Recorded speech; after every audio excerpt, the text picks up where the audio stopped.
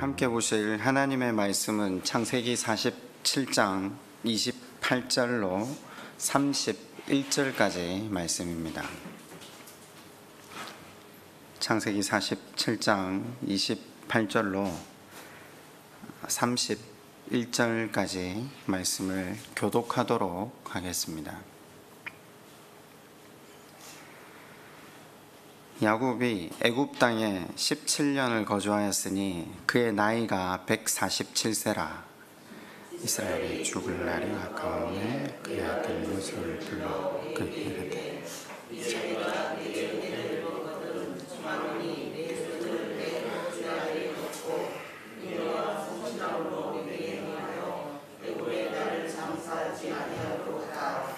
내가 조상들과 함께 눕거든 너는 나를 애굽에서 메어다가 조상의 묘지에 장사하라. 요셉이 이르되 내가 아버지의 말씀대로 행하리이다. 야곱이 또 이르되 내게 맹세하라 하매 그가 맹세하니 이스라엘이 침상 머리에서 하나님께 경배하니라. 아멘. 종말론적 신앙에 대해서 계속 말씀을 상고하고 있는 중입니다. 지난 한 주 나그네의 삶을 살기 위해 혹여 삶 가운데 순종하려고 애쓰셨던 부분들은 무엇이었습니까? 저는 한 주를 지내면서 나그네 삶을 살아가는 나그네에게 가장 필요한 것이 무엇일까 고민하다가 집착을 좀 버려보자. 이번 한 주를 그렇게 적용하면서 좀 지내보았습니다. 내가 뭐에 집착하고 살고 있는가? 머릿속으로 생각만 하다가 한번 종이 위에다가 쭉 적어 보니까 생각보다 많더라고요. 그래서 내가 나그네 삶을 살고 있는가? 이 땅에 정착자로 살고 있는가? 집착하는 것들을 조금 끊어내야 되겠다. 그러면서 다시 하나님 그분께 시선을 맞추는 연습을 하지 않으면 계속해서 집착하는 것이 늘어날 수밖에 없는 현실을 보며 다시 하나님 앞에 간구함으로 나아갔더랬습니다. 여러분, 한 주간 우리네 삶이 나그네 삶이라는 말씀을 통한 도전 앞에 무엇을 실천하며 걸어가고 계십니까? 오늘 다시 말씀을 통해 종말론적 삶, 나그네의 삶이 그저 추상적인 구호가 아닌 우리 삶에 구체적으로 실제화되고 하나님 나라를 바라보며 걸어가는 밑거름 되기를 이 아침 말씀 가운데 하나님의 마음을 깊이 누리시는 복 있는 시간 되길 축원합니다. 요셉이 토지 정책을 애굽 사람들에게 전파했습니다. 토지 정책이 주는 메시지가 무엇이라고 우리가 지난 시간 배웠습니까? 흉년을 이겨내는 지혜였습니다. 기근에서 살아남으려면 오직 생존이 목표가 되어야 한다라는 것을 그들에게 가르치기 위함이었죠. 목숨 하나 건지려면 삶의 습관 전체를 버려야 한다라는 거죠.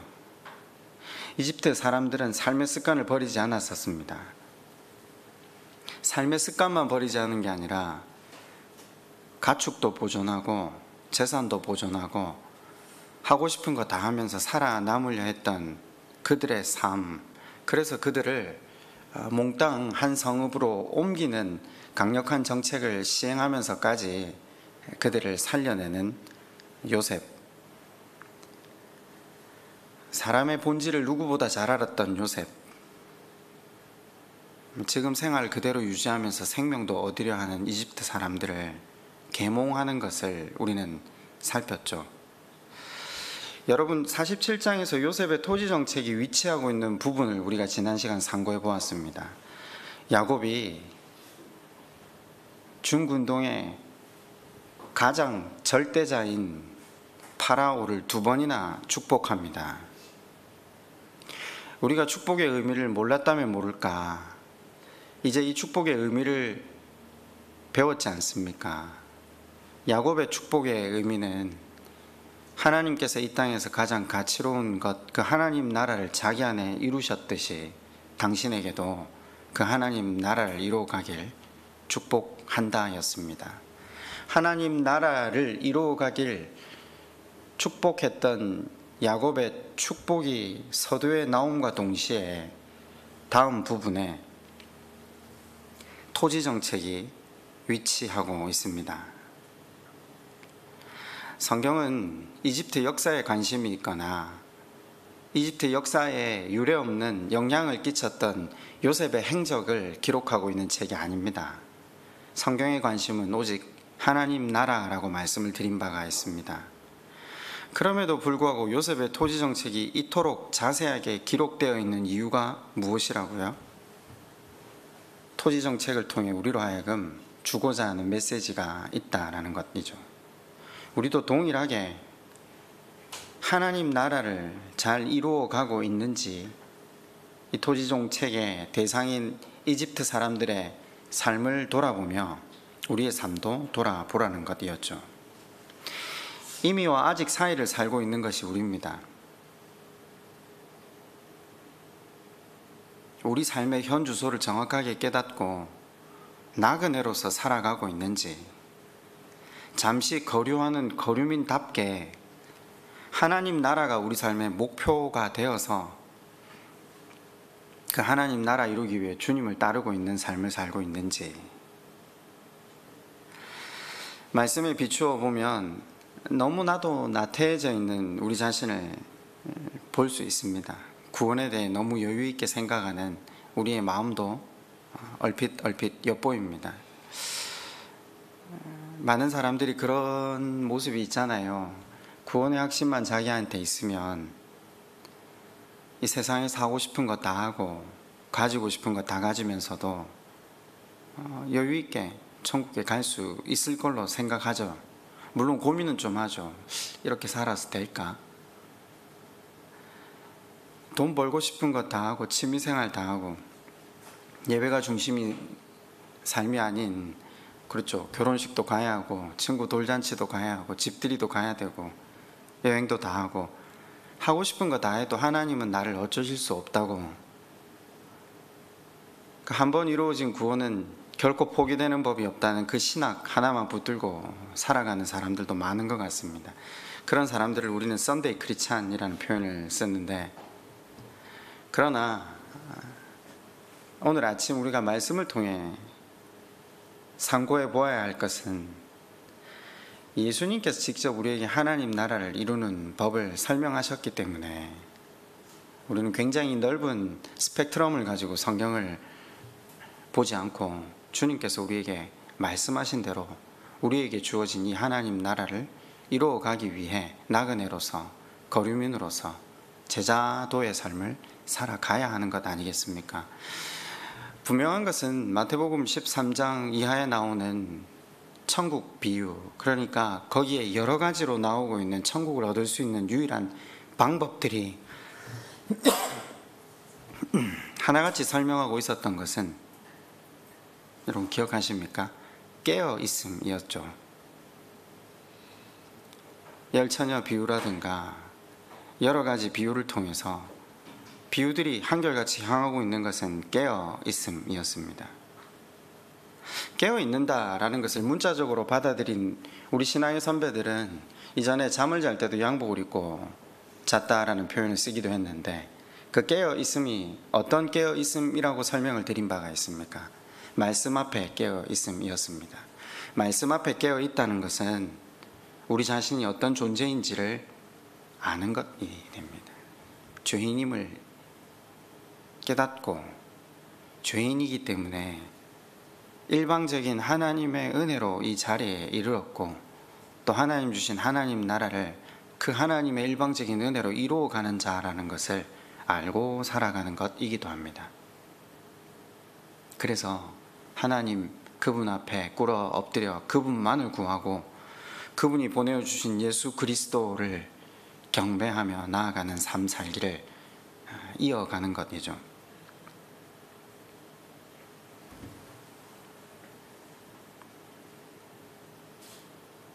여러분은 깨어 계십니까? 여러분은 여러분의 자격 없음을 날마다 인정하며 그분의 보혈의 공로가 아니고서는 도무지 하나님과 바른 관계를 이어갈 수 없다는 사실을 인지하며 살아가고 계십니까? 그것이 하나님 나라를 이루어가기 위한 깨어있음의 첫 걸음이 됩니다. 부자 청년이 예수님을 찾아왔을 때 예수님이 구원을 얻을 수 있는 방법이 무엇이냐라는 그 청년의 질문 앞에 5계명부터 10계명까지를 이야기했을 때 그가 자신만만하게 이야기했죠. 나는 그것 다 지켰습니다. 그랬더니 예수님께서 뭐라고 말씀하셨습니까? 너는 가서 너의 재물을 팔아 가난한 자들에게 다 나누어 주고 다시 와서 나를 따르라. 집에서 예배를 드리면서 40년 이상 신앙생활을 해온 저희 집사람에게 물어봤어요. 이 구절을 여러 차례 말씀을 들었을 건데 예수님이 하신 말씀의 의미를 정확하게 알아듣고 말씀을 읽었냐라고 그랬더니 집사람이 처음 배웠다고 이야기를 하더라고요. 이제까지 기독교인의 삶은 청빈한 삶이어야 된다라는 부담감, 내가 가지고 있는 것들을 가난한 사람들에게 다 나누어야 한다는 그런 부담감을 가지고 살았다라고 이야기를 하더라고요. 예수님 하신 말씀은 문자적인 의미가 아니라는 사실을 지금 한 3차례 설명을 드리고 있습니다. 구원과 관계가 있기 때문이죠. 무슨 말씀이셨죠? 자격 없음을 모르는 자기의로 충만한 그 청년의 중심을 깨트리기 위해 예수님은 재물을 다 팔아 나누어 주라라는 그가 결코 순종할 수 없는 말씀을 그에게 전하고 있는 겁니다. 그걸 지켜야 구원을 얻을 수 있다는 게 아니라 실은 우리네 삶에 하나님의 말씀을 온전히 순종한다는 것은 불가능하다라는 걸, 그래서 일방적인 그 하나님의 은혜를 입고 살아간다는 것을 깨달은 자들이 하나님이 스스로 그 구원을 이루시기 위해 예수 그리스도께서 이 땅에 오셔서 율법을 다 지키시고 성취하심을 그와 동행하는 우리에게 너가 내가 지킨 이 율법 너도 다 지킨 거야. 그 율법의 성취를 우리를 함께 덮으시고 우리로 함께 그 자리에 인도하신 그 은혜를 통해 감격과 감동한 나머지 이제 하나님의 말씀을 순종하기 위해 애쓰는 자들, 그런 사람들은 말씀을 순종하고 지켜도 자신이 말씀을 순종했노라고 지켰노라고 말할 수가 없다라는 거죠.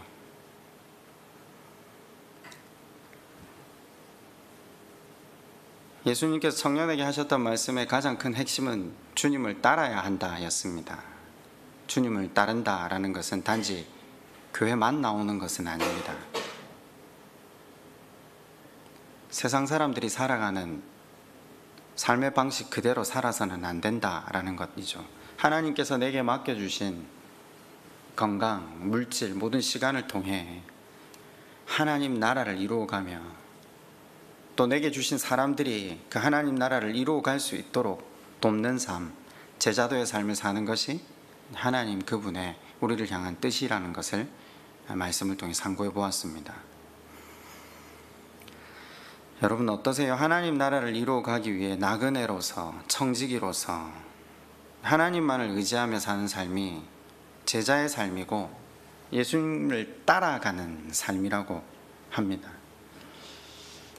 여러분의 신앙생활은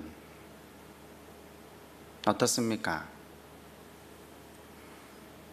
요셉의 토지 정책 앞에 서 있는 이스라엘 애굽 사람들처럼 너무 여유롭게 신앙생활을 하고 있지는 않습니까?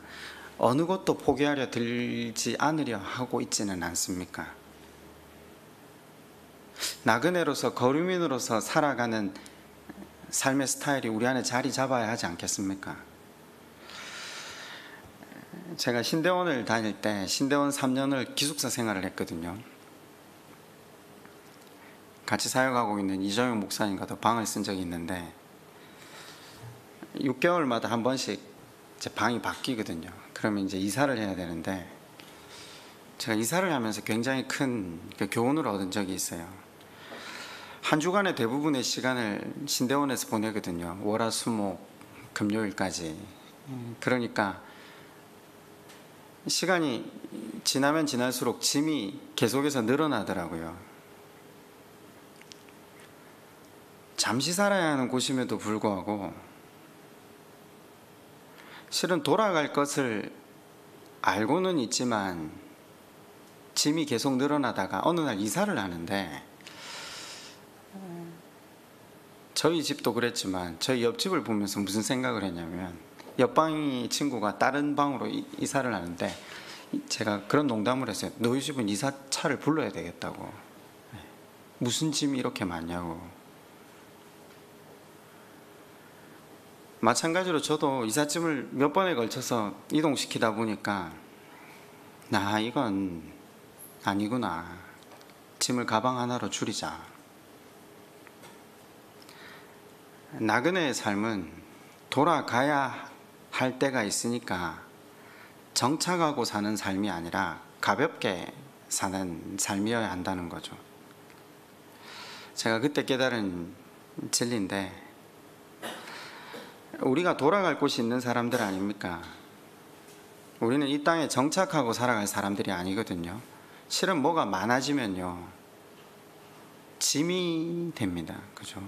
불편해져야 되고요, 부담이 되어야 됩니다. 신경이 분산되기 때문이죠. 질문을 제가 다시 해볼까요? 왜 그렇게 짐이 무겁습니까? 아니, 왜 그렇게 짐이 많으십니까? 왜 그렇게 걱정이 많으십니까? 또 바꿔 표현하면 이런 표현도 되겠죠. 왜 그렇게 바쁘십니까? 나그네의 삶이 분주한 이유가 뭡니까? 말씀 때문에 분주하십니까? 나그네로 살지 않기 때문에 무겁고 걱정이 많고 바쁜 건 아닌지 돌아봐야 됩니다. 우리가 분명히 이 땅을 살아가는 내용은 이민자로서 살고 있다는 사실을 기억해야 한다는 거죠. 그러니까 신앙생활을 하는 것은 어떤 자세로 살아가야 하나, 이 세상을 내가 어떤 자세로 대하고 있나라는 것이죠. 그것은 내 삶의 방식에서 드러납니다. 여러분, 내 삶의 방식을 살필 수 있는 비결이 하나 있는데, 제가 서두에도 말씀드렸지만 적어보면 압니다. 이걸 생각하면 금방 넘어가거든요. 이런 질문을 하나 해볼까요? 내 삶의 방향이 무엇인가? 내 삶의 목적이 무엇인가?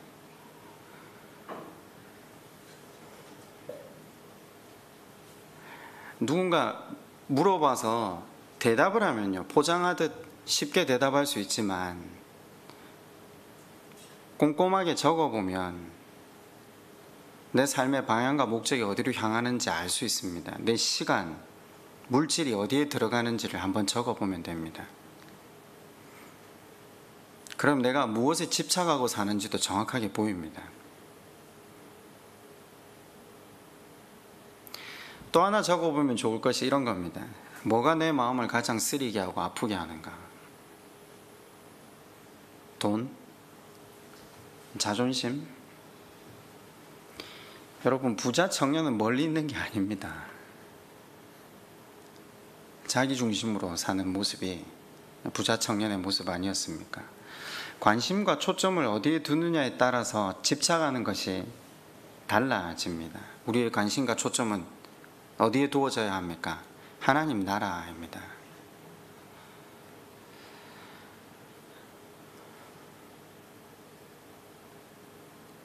여러분은 뭐에 집착하고 계십니까? 여러분, 여관이 아무리 좋아도 거기서 계속 살 수는 없잖아요.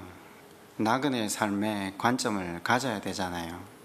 하나님 나라를 바라보면서 집착하는 것들을 하나씩 끊어내어야 하지 않겠습니까?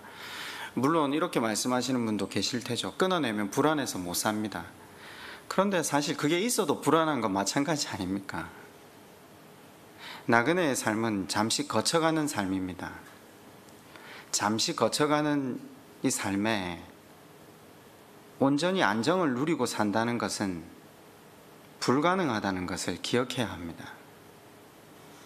그러니까 이 땅을 살아가면서 마음의 안정이 안 되는 게 정상이라는 겁니다. 그게 나그네 인생의 본질입니다. 예수님께서는 머리 둘 곳이 없으실 정도로 척박한 삶을 사셨지만 우리는 실은 머리 둘 곳은 있지 않습니까? 그러나 주님과 마찬가지로 이 땅에서 마음 둘 곳이 없는 것은 같은 것 같습니다. 그래서 누구를 바라보게 되죠? 다시 하나님 아버지를 바라보는 삶, 그것이 나그네의 삶.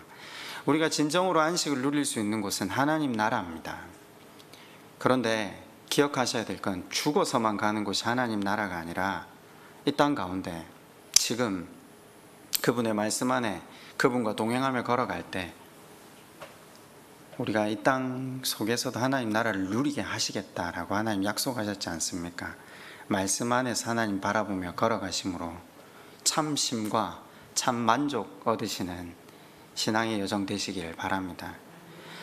오늘 읽은 본문은 야곱이 죽기 직전에 한 일들 중에 하나입니다. 야곱이 죽기 직전에 세 가지 일을 하거든요. 그 중에 하나가 제일 먼저 유언을 합니다. 사람이 한평생 살고 나서 죽을 때 유언을 하잖아요. 여러분, 유언을 한번 정의해 볼까요? 유언을 하는 것은 그 사람의 한평생을 정리하는 것이 됩니다. 그러니까 유언은 한 사람의 삶 전체의 가치관, 그 사람이 가장 중요시 여겼던 것이 무엇인가가 드러나는 시간이 되기도 합니다. 또 그 사람의 됨됨이를 볼 수 있는 시간이기도 하죠. 우리가 살아가면서 참 많은 말들을 하고 살지 않습니까? 그러나 마지막 순간에 한마디만 남길 수 있다면 여러분들은 어떤 유언을 남기시겠습니까?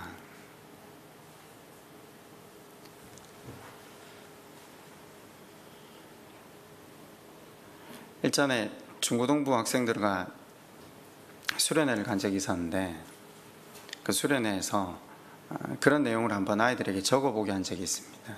죽고 나서 비석에 누군가가 나를 위해 새겨주길 원하는 묘비명을 한번 적어보라고 한 적이 있었어요. 얼마 전에 청년부 MT를 갔는데 그때 청년부 중고등부 수련회를 갔던 친구 중에 한 명이 그때 적었던 이야기를 잠시 나누더라고요.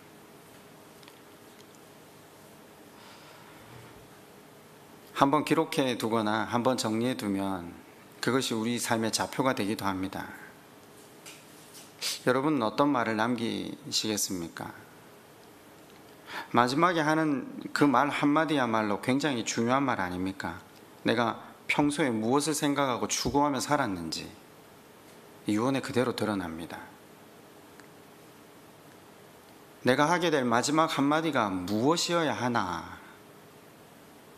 아니, 종말론적 삶을 사는, 나그네의 삶을 사는 우리들이 무엇을 말할지 생각해 두는 것은 당연한 일 아닙니까? 잠시 후면 우리가 하나님 앞에 서게 될 것은 당연한 일인데 미리 남은 삶을 어떻게 살아야 할지 고민하며 또 무슨 말을 남겨야 할지 기록해 두는 것은 지혜이지 않겠습니까?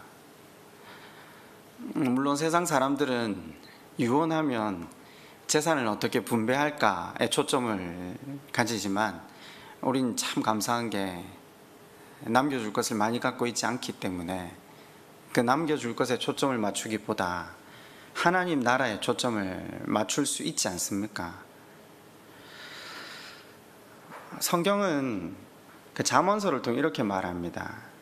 잔치집에 가는 것보다 초상집에 가는 것이 더 나으니라. 왜요? 왜요?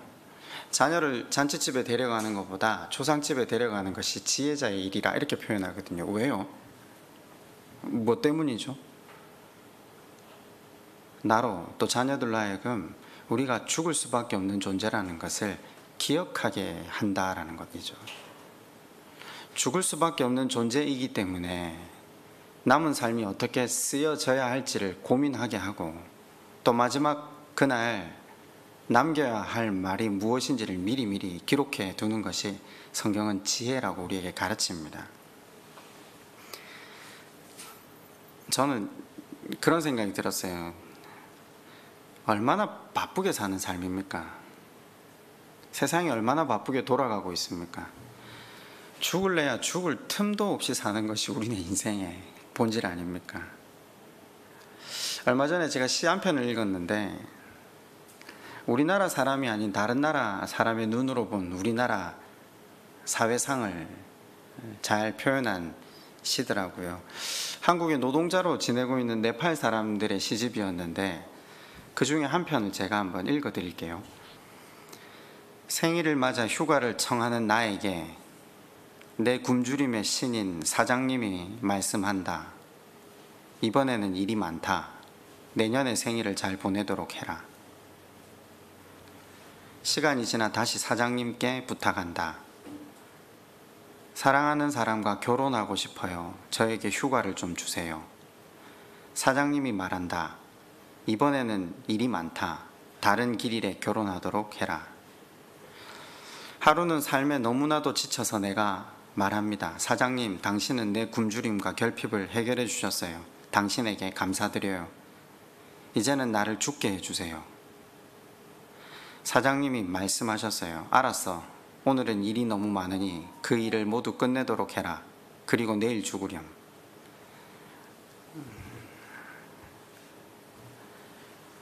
이 땅에 와서 힘든 일을 하고 있는 그들은 쉴 틈조차 없는 바쁜 세월을 살고 있고, 사실 이 시를 읽으면서 제가 생각했던 게 우리네 아버지들의 얼마 전의 삶이었잖아요. 그런데 그때보다 지금 좀 바쁜 것이 나아졌는가? 아니요. 내일을 준비하기 위해, 내일의 안정을 위해 더 쉴 틈 없이 사람들이 살아가는 걸 봅니다. 일뿐만 아니라 여가 생활까지 하루가 얼마나 짧은지 모릅니다. 아마 그런 짧은 하루하루를 맞이하다 보면 우리도 유언은커녕 급작스런 죽음 앞에 경황 없이 하나님 앞에 서게 될 것은 불보듯 당연한 일 아니겠습니까? 그래서 잠언은 죽음을 늘 생각하고 마지막 때를 준비하는 것이 지혜라고 우리에게 가르칩니다. 여러분, 어떤 유언으로 여러분의 생을 마감하시겠습니까? 그리스도인이 할 수 있는 유언은 여러 가지가 있겠죠. 주님, 일평생 동안 저를 은혜로 선대해 주시니 감사드립니다. 이제 주님 품으로 갑니다. 제 영혼을 주님께 맡깁니다. 저를 받아 주십시오. 이제 눈으로 주님을 뵙습니다.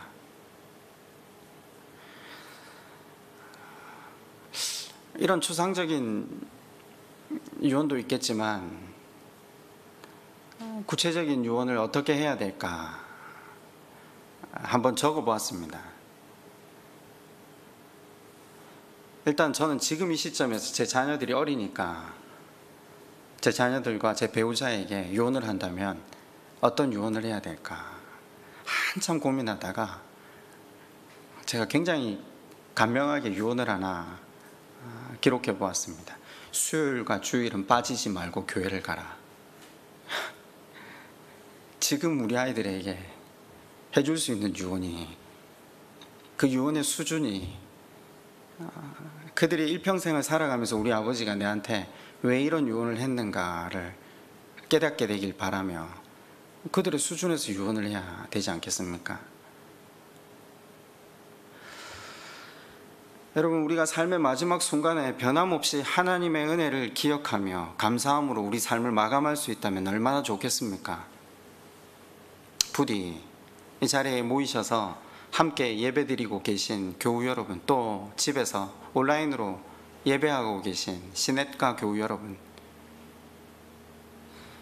마지막 순간에 우리의 인생을 아름답게 매듭짓고 더불어 그 자리에 모인 모든 사람들에게도 은혜가 되는 아름다운 한마디를 남기시길 주님의 이름으로 축원합니다. 야곱이 오늘 어떤 유언을 남깁니까? 29절에 이렇게 말을 전합니다. 이스라엘이 죽을 날이 가까우매 그의 아들 요셉을 불러 그에게 이르되 이제 내가 내게 은혜를 입었거든 청하노니 네 손을 내 허벅지 아래에 놓고 인애와 성실함으로 내게 행하여 애굽에 나를 장사하지 아니하도록 하라. 야곱이 유언을 하기 전에 먼저 맹세를 하게 하죠. 어떻게요? 허벅지 아래 손을 넣어라 라고 이야기하죠. 기억나십니까? 아브라함이 일평생에 가장 중요한 맹세, 자기 아들의 결혼의 문제를 두고 종 엘리에셀을 불러 허벅지 아래 손을 넣게 하고 맹세를 시켰던 것, 그죠? 왜 시켰죠? 자기 인생에 있어서 가장 중요한 일을 허벅지 아래 손을 넣는다. 쉽게 말해서 남자의 생식기 아래 손을 넣게 하고 생명을 걸고 맹세하자라는 겁니다. 이건 이스라엘 사람들이 쓰는 관습인데 일평생 한 번 맹세할 때 쓰는 방법이죠. 그만큼 생명을 걸고서라도 반드시 이루어야 되는 문제 앞에 사람들이 행하는 관습입니다. 그런데 야곱은 일평생 이 맹세를 사용하지 않았다가 죽기 직전에 유언과 동시에 이 맹세를 사용하고 있습니다. 그러니까 자기가 동원할 수 있는 최고의 것들을 다 동원해서 한마디를 남기려고 하는 겁니다. 그 야곱의 유언은 뒤에부터 살펴보면 자기를 애굽에 장사하지 마라라는 거죠. 가나안 땅에 묻어 달라는 것이 유언입니다. 여러분, 야곱의 유언을 읽으면서 뭐 이런 유언이 다 있어 이런 생각 해보신 적 없습니까? 이 시점에 야곱에게 있어 가장 큰 걱정거리가 뭐이겠습니까? 한번 생각해 보신 적 있습니까? 야곱이 죽으면요, 그동안은 야곱을 바라보면서 그나마 참아주었던 형제들에 대한 마음이 요셉이 바뀌지 않을까 하는 두려움. 실제로 야곱이 죽자마자 형제들 모두가 요셉 앞에 가서 그 자식 모두를 꿇어 엎드리면서 우리에게 긍휼을 베풀어 달라고 이야기하지 않습니까? 그랬더니 요셉은 오해하지 말라고, 나는 형제들을 사랑한다고 이야기하는 장면이 나오거든요. 아마 이 시점에도 야곱에게 있어서 그런 부담감이 분명히 있었을 겁니다. 그럼 이런 유언을 남겨야죠. 내가 죽은 후에도 형들과 그의 자녀들 죽이지 마라. 자기가 울타리가 되었던 시절이 지나가면 어떤 일이 발생할지 모르잖아요. 그런데 야곱은 지금 그런 유언을 남기고 있지 않습니다. 여러분, 굉장히 독특한 것은 요셉이 죽을 때도 마찬가지입니다. 나중에 보겠지만 요셉이 죽으면 어떤 일이 이스라엘에 발생합니까? 더 이상 이집트를 상대로 울타리가 되어줄 대상이 없어지는 겁니다. 불보듯 뻔한 일 아닙니까? 요셉이 사라지고 나면 더 이상 이스라엘 민족에게 선대하던 일은 바뀔 것은 자명한 이치 아닙니까? 그렇다면 요셉은 그 이후에 무엇을 이스라엘 백성들이 도모할지를 유언했어야 합니다. 그러나 요셉도 똑같은 유언을 하고 있거든요. 아니, 이 사람들은 도대체 무슨 생각을 하고 사는 사람들이죠? 이 사람들의 시선과 관점이 우리와 달라 있다라는 것을 보셔야 합니다. 눈앞에 보이는 문제에 시선이 함몰되어 있지 않다라는 거죠. 온전히 하나님의 능력의 손을 의지하고 살아가는 겁니다. 이 땅의 모든 인생의 시간, 생사화복은 하나님의 손에 달려 있다라는 것이죠. 잠시 고생을 한다 해도, 아니 혹 죽을 고생을 한다 해도, 반대로 편안한 삶을 산다 해도 모든 것이 하나님 섭리 가운데 있음을, 하나님께서 당신의 나라를 이루게 하기 위해 그들 가운데 일하시는 하나님 되심을 그들은 보는 겁니다. 그래서 유언의 그 한마디를 이 땅에서 잠시 안위를 구하는 그 일에 할애하지 않습니다. 야곱의 유언이 무엇이라고요?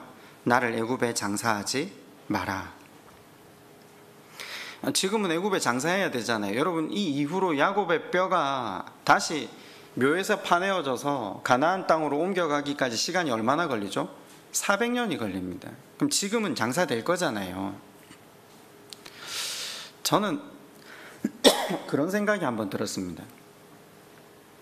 애굽의 장례 문화가 우리가 알다시피 얼마나 화려합니까?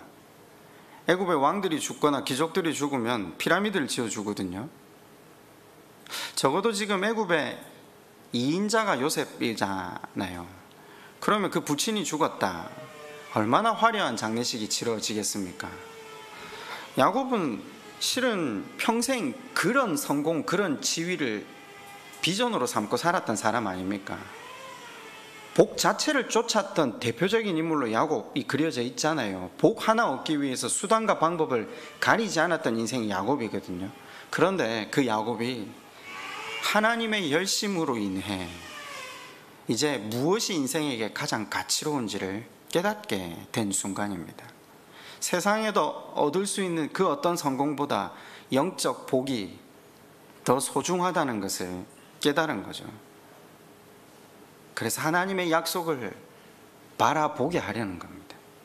하나님 나라를 바라보게 하려고 자신에게 주어진 그 일평생에 한 번 할 수 있는 그 맹세, 저는 이렇게 생각해요. 맹세는 자녀들을 죽이지 말라는 데 사용하고 유언은 하나님 바라보게 하면 된다, 이런 생각도 해봤는데 아니요, 이걸 두 개 다 합쳐서 가나안 땅에, 그러니까 아버지 이삭, 할아버지 아브라함이 묻힌 그곳에 자신을 묻어달라. 이건 자기의 신앙 고백입니다. 그리고 동시에 약속을 하신 그 하나님의 말씀에 대한 믿음의 고백이기도 하잖아요. 그럼 다시 한번 질문을 해봅시다. 유언은 누구를 위한 겁니까? 자기를 위한 겁니까? 아닙니다. 다음 세대를 위한 겁니다. 자녀들을 위한 거죠. 그 자식들이 하나님 바라보면서 사는 삶을 살게 하기 위해 온 마음으로 마지막 유언에 맹세까지 담아서 전하고 있는 거죠.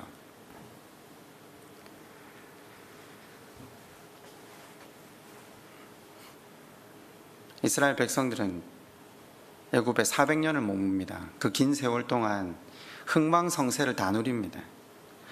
그러면서도 그 땅을 살면서 그들은 한 가지 사실을 꼭 기억하며 살아갑니다. 우리가 가야 할 곳은 가나안이다. 우리가 가야 할 곳은 가나안이다. 여러분, 가나안 땅 자체가 중요한 게 아니잖아요. 주중에 한번 묵상을 나눈 적이 있는데 하나님께서 야곱을 향한 소원이 무엇이라고 했습니까? 베델로 올라오는 것이었습니다. 베델이라는 지명 자체가 중요하지 않은 겁니다. 하나님이 일평생 야곱에게 가졌던 소원이 베델로 올라오는 것이었습니다. 하나님의 이스라엘 향한 소원은 가나안 땅으로 입성하는 것이었습니다. 그런데 그 땅에 입성하는 것 자체가 중요한 게 아니잖아요. 하나님의 다스림과 통치 아래 들어가는 것이 본질적인 문제 아닙니까? 그걸 야곱이 가르치기 위해 내 시체를 가나안 땅에 묻어달라라고, 우리의 삶의 목표가 하나님 나라, 가나안 땅, 하나님의 통치와 다스림 안에 살아가는 것이라는 것을 그들에게 가르치기 위해 지금 이 유언을 남기고 있습니다.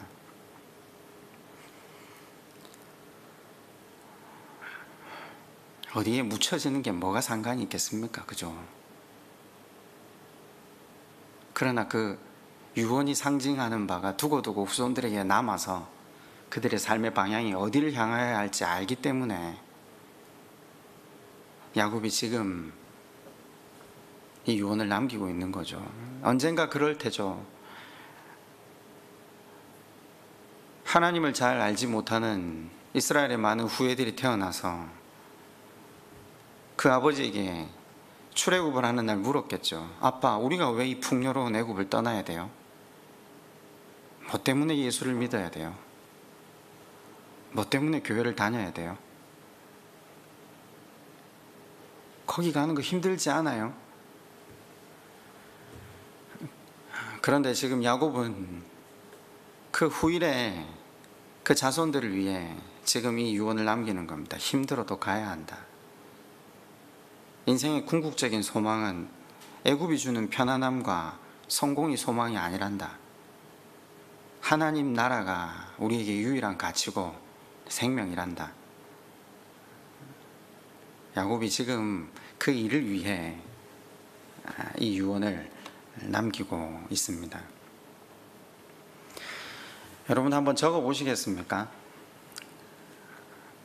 일단 방향과 그죠, 목적은 다 몰아놓고 지금 이제 다른 유언 못하게 지금 말씀을 통해 한번 상고해 보았잖아요. 이 시점에 성경의 그 밑에다가 한번 적어 보십시오.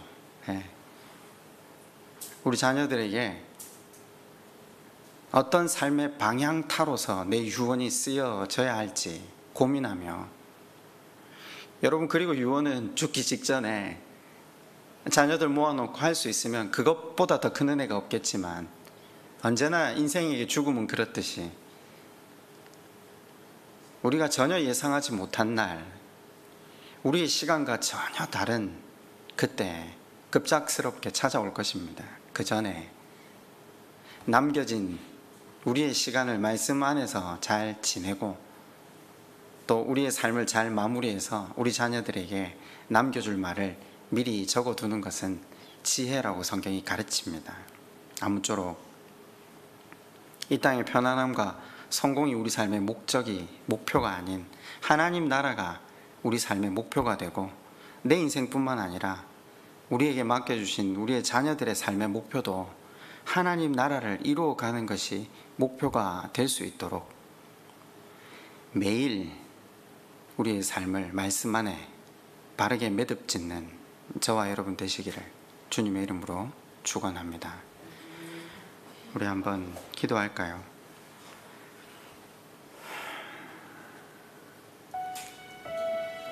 여러분, 이 시간 한번 이렇게 한번 생각해 보면서 기도했으면 좋겠습니다. 종말론적 신앙을 살아간다는 것은 나그네로, 또 바꿔 말하면 시한부 인생을 살아간다는 것 아닙니까? 우리에게 남겨진 시간이 얼마인지는 모르겠지만 이렇게 한번 가정해 볼까요? 만약에 하나님이 너 1년만 살아야 돼 라고 하시면 우리는 어떤 계획을 세우겠습니까? 그때까지 뭘 가지고 가겠습니까? 그렇게 거꾸로 계산하면요, 내가 집착하고 있는 것들이 내려지기 시작할 겁니다. 그것 때문에 내가 왜 싸웠지? 그것 때문에 내가 왜 욕심을 부리고 있지? 이제 1년밖에 안 남았는데, 그죠? 이 1년을 허락하시는 하나님께서 내게 원하시는 건 뭘까? 나에게 맡기신 일은 뭘까? 고민하면서 그 일 감당하다가 하나님 앞에 가면 되지 않겠습니까? 여러분, 한번 이 시간 그렇게 하나님 앞에 우리의 인생을 허락하신 하나님께서 우리에게 원하시는 것이 무엇인지 다시 한번 깨닫게 해달라고 그렇게 말씀을 생각하며 하나님 앞에 함께 기도하겠습니다.